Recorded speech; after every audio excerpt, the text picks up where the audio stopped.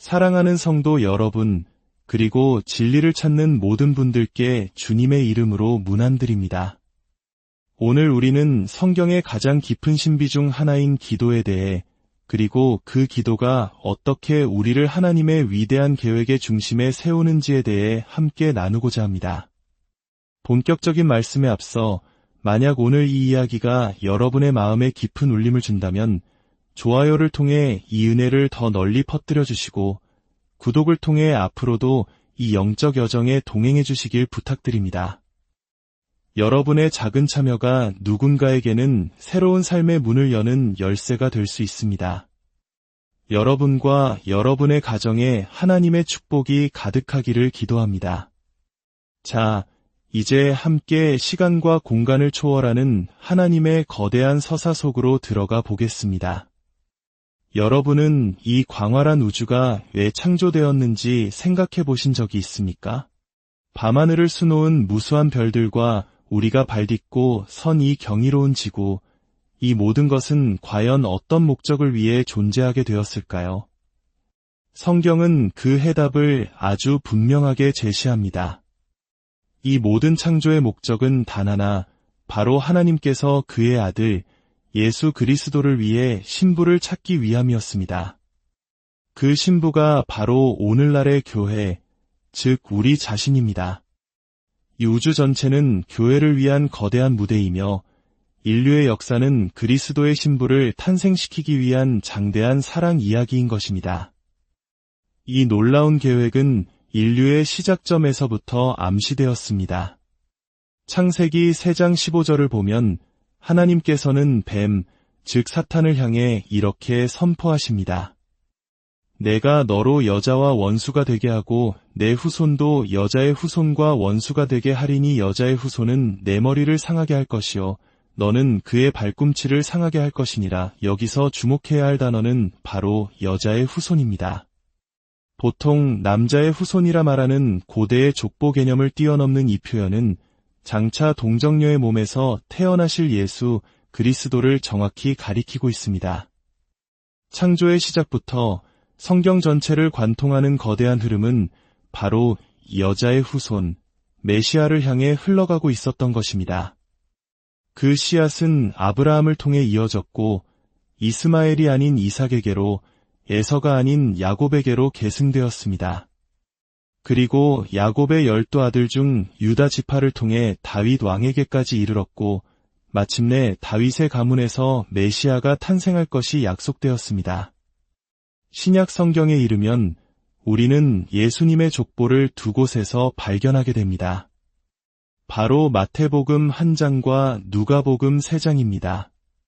언뜻 보면 비슷해 보이지만 여기에는 아주 놀라운 신학적 비밀이 숨겨져 있습니다. 마태복음의 족보는 다윗의 아들 솔로몬을 거쳐 예수님의 법적 아버지인 요셉에게로 이어지는 왕의 계보입니다. 이는 예수님이 다윗의 왕위를 계승할 정당한 권리가 있음을 보여줍니다. 하지만 이 왕의 계보에는 치명적인 문제가 하나 있었습니다. 예레미야 22장을 보면 솔로몬의 후손이었던 여고냐 왕이 죄를 지어 하나님으로부터 끔찍한 저주를 받게 됩니다. 하나님께서는 이렇게 선포하셨습니다. 이 사람을 자식이 없는 사람으로 기록하라. 그의 자손 중 아무도 다윗의 왕좌에 앉아 유다를 다스릴 자가 없을 것이다. 이 저주로 인해 솔로몬의 혈통, 즉 요셉의 혈통으로는 더 이상 다윗의 왕좌에 앉을 메시아가 탄생할 수 없게 된 것입니다.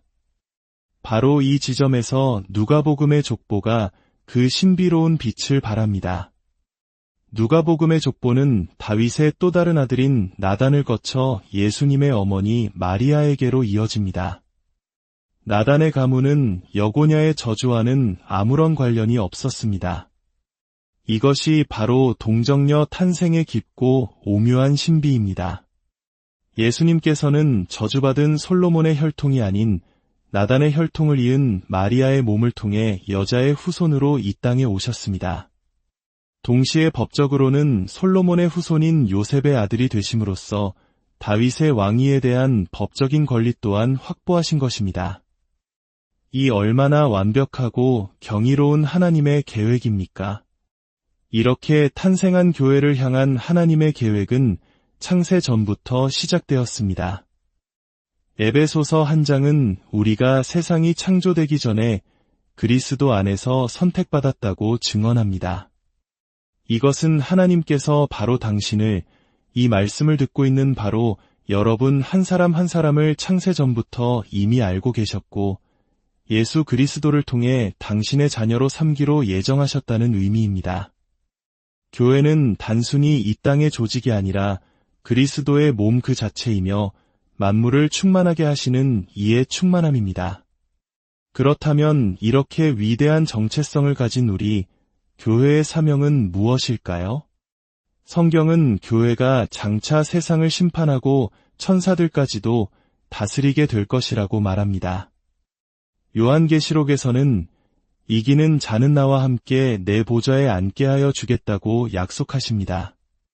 우리는 단순히 구원받은 존재를 넘어 그리스도와 함께 온 우주를 통치하도록 부름받은 존재입니다. 바로 이 지점에서 기도의 신비가 그 모습을 드러냅니다.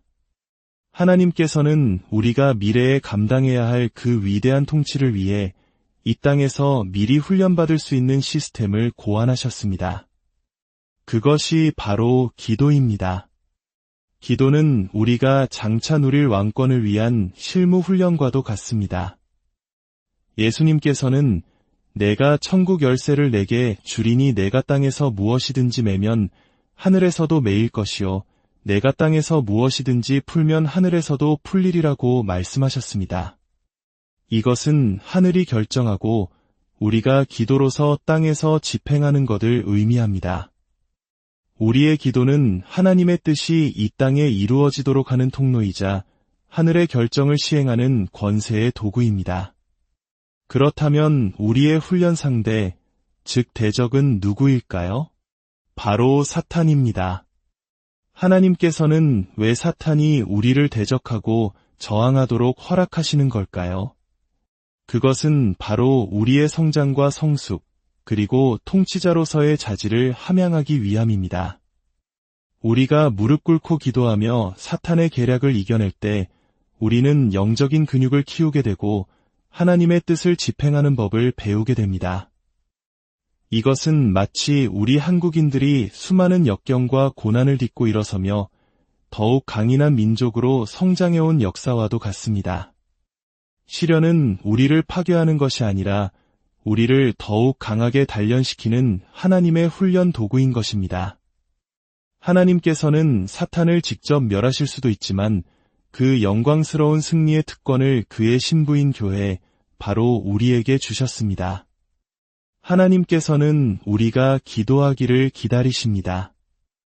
에스겔서에서 하나님은 내가 이스라엘 족속이 구하기를 기다렸다가 그들을 위해 이 일을 행할 것이다 라고 말씀하십니다.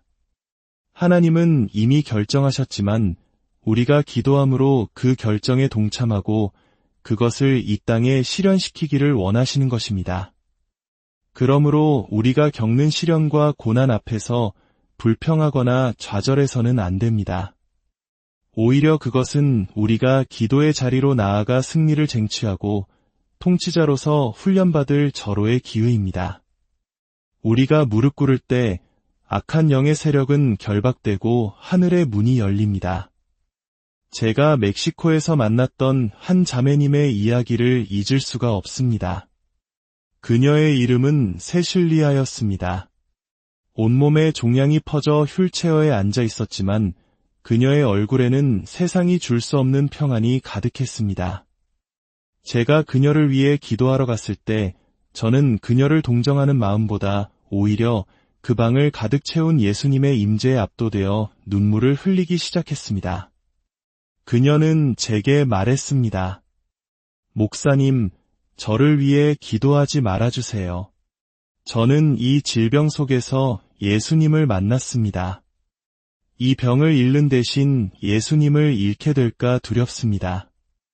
저는 예수님과 함께하기 위해 기꺼이 이 병을 간직하겠습니다. 저는 그 위대한 믿음 앞에 무릎을 꿇고 말했습니다. 세슐리야, 저를 위해 기도해 주세요. 그렇습니다.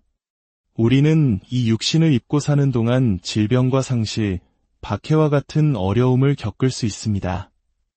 그러나 기도는 그 문제들을 없애주는 마술 지팡이가 아닙니다. 기도는 그 모든 문제를 넉넉히 이겨낼 수 있는 하늘의 능력을 우리에게 부어줍니다. 우리는 기도 안에서 이미 승리한 자들입니다.